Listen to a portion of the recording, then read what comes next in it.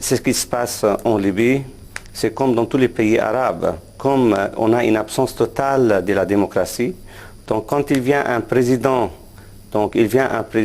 avec ses idées adaptées à sa personnalité.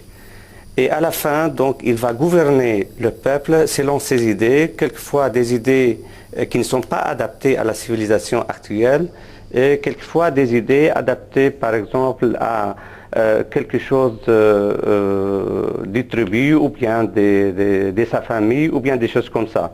Donc on arrive actuellement avec Kadhafi, donc avec une personnalité extraordinaire. Si par exemple on va regarder ce qui se passe dans ses discours, on voit des discours par exemple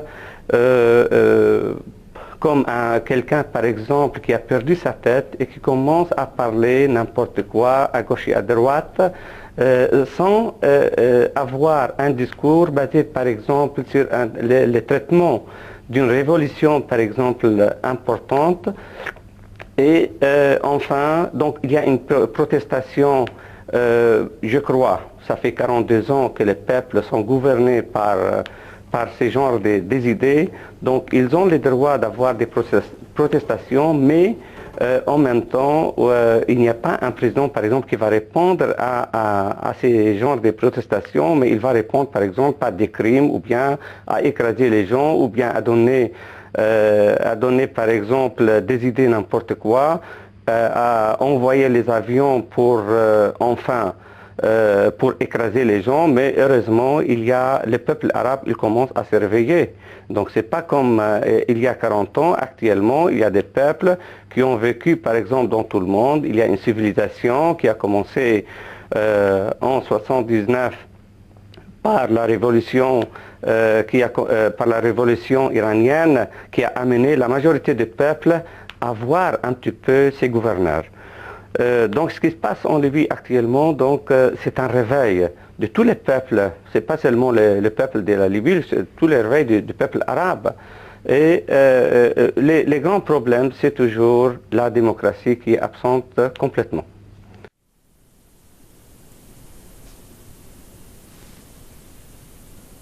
Comme les Américains, et on a vu hier la France avec les États-Unis, ils ont commencé à passer quelques mots d'une intervention en Libye. Donc s'il y a une intervention de l'ONU, donc ça sera comme dans tous les pays qu'on a eu les mêmes problèmes, comme Afghanistan, comme ces genres de pays, et toujours les États-Unis dominent sur l'ONU et à la fin pour exploiter les trésors de ces genres de pays arabes. Donc on a peur que l'intervention, quel que soit des Américains ou bien des Européens ou bien les interventions de l'ONU, toujours on a une dominance d'un grand pays comme les États-Unis, et surtout en Libye il y a des fortunes, des gaz, des pétroles, il y a pas mal de choses. Et ces genres de pays cherchent à dominer sous n'importe quelle condition. Donc c'est ça les grands problèmes. Voilà donc ce qui s'est passé par exemple en Égypte, il y avait des affrontements mais c'était un petit peu dominé, donc il y avait de l'armée qui est un petit peu qui a vu de loin l'avenir de l'Égypte. Par contre en Libye, donc comme c'était un gouverneur comme Muammar Kadhafi, depuis 42 ans, on savait très bien qu'il a essayé qui a essayé toujours de faire du terrorisme. Si on voit par exemple ce qui s'est passé en Lockerbie, donc c'était contre l'humanité. Si on voit quand il a fait par exemple, quand il a invité l'imam Moussa Sadr pour une invitation et après il l'a fait prisonnier, donc c'était aussi un crime contre l'humanité.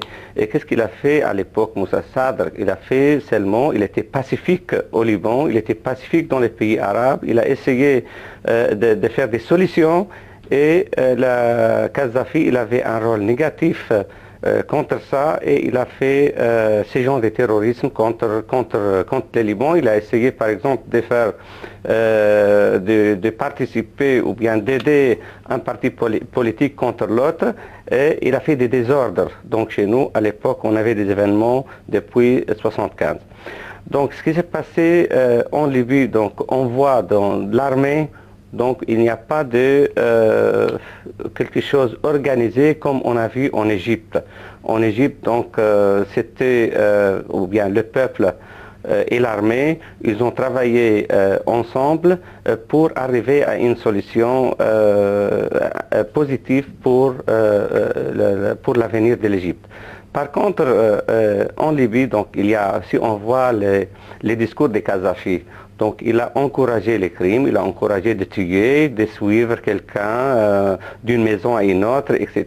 Donc c'était un discours comme un berger et ce n'est pas un discours comme un homme politique qui gouverne un État. Et si on voit ces enfants, donc c'est la même école, on voit que ces enfants dominent et gouvernent comme lui et avec le même discours. Donc quel avenir pour la Libye si par exemple on va continuer avec ce genre de régime?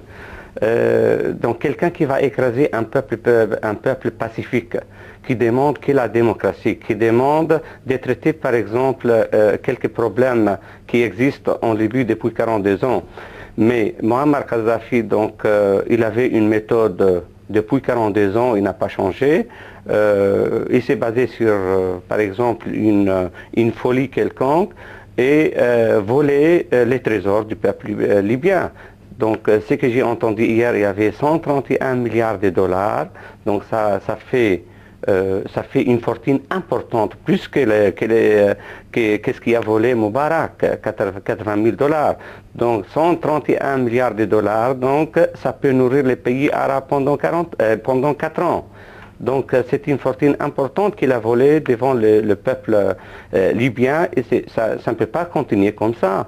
Car il y a des gens, par exemple, qui n'arrivent pas à manger. Et malgré que la Libye a pas mal de fortunes, de pétrole et de gaz. Donc à quoi ça sert un président qui ne regarde pas ce qui se passe, par exemple, au niveau des gens? Donc, on ne peut pas comparer ce qui se passe en Libye et les autres pays, car en Libye, donc, c'était quelqu'un qui a dominé pendant 40 ans avec des idées très négatives contre le peuple. Et dans les autres pays, donc, il y avait l'armée qui a aidé beaucoup à ces genres de peuples. Et en espérant que l'armée en Libye, comme on a commencé à voir, donc d'une ville à l'autre qui a commencé à être entre les mains des révolutionnaires, donc ça c'est un point positif et je crois et j'espère très bien, Inch'Allah, dans quelques jours, donc ça va terminer. Donc il reste la ville principale et quelques petites zones. Mais les gens, quand ils se sont écrasés, par exemple, par ces genres de régimes comme ça, je crois que tout le monde maintenant se sont réveillés et vont aider les autres villes pour se débarrasser de ces genres de dictateurs, Muammar Kadhafi. Dans tous les pays arabes, donc c'est le peuple qui révolte. Ce que j'ai peur un petit peu, qu'il y aura un petit peu de désordre au début, mais après ça va être, car c'est lui qui a souffert d'un régime pendant 42 ans, donc il a préparé quelques petites choses. Donc normalement, au début, on a un petit peu de désordre, c'est vrai, mais à la fin, il y aura des gens qui ont payé cher pour ces genres de révolutions et qui vont organiser, par exemple, leur terrain pour avoir un pays avec une civilisation, et ce n'est pas un pays qui revient, par exemple, à une époque ancienne. Et maintenant, ce que je vois, donc en Libye, il y a pas mal de tribus. Et comme Muammar Kadhafi, il insulte les gens comme des drogués, les tribus ont des valeurs. Les tribus ont des valeurs et ils ont pas mal des idées importantes malgré qu'ils sont des tribus, mais à la fin, ils ont pas mal de bonnes valeurs. Donc ils vont révolutionner pour ces gens des insultes, car un président qui insulte ce peuple et surtout les tribus, donc ça va encourager les gens à se révolutionner encore plus.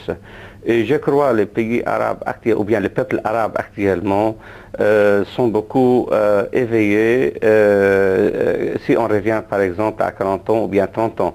Donc je crois un bon avenir qui va être pour les Libyes et tous les pays arabes, mais sans intervention de l'ONU ou bien des États-Unis ou bien les autres pays comme la France ou bien l'Italie. Sans intervention de ces gens des pays, on peut avoir un bon avenir, quels que soient les pays arabes, Libye ou bien les autres pays. Inch'Allah, merci beaucoup, Dr Morteza.